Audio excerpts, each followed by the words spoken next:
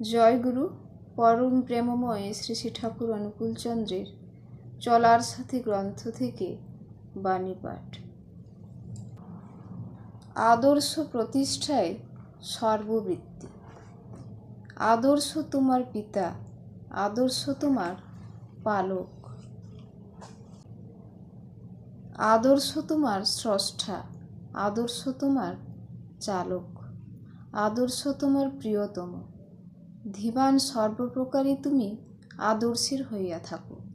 আর তোমার একমাত্র প্রচেষ্টাই যেন থাকে তোমার জগতে যেন তাহাকে সর্বপ্রকারে প্রতিষ্ঠা করিয়া সার্থকতায় উদ্দীপ্ত হইয়া অমৃতকে আলিঙ্গন করিতে পারো।